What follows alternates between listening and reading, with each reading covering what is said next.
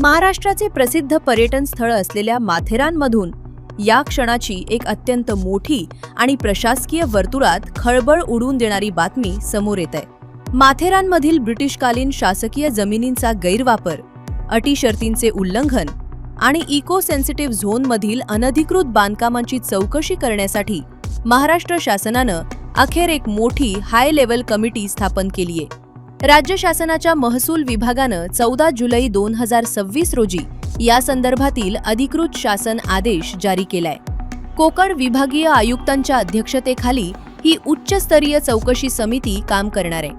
2026च्या चालू पावसाळी अधिवेशनात विधान परिषदेत नियम 101 अंतर्गत ही लक्षवेधी सूचना मांडण्यात आली होती, ज्यावर उत्तर देताना महसूल मंत्र्यांनी सखोल चौकशीचे आश्वासन दिले होते.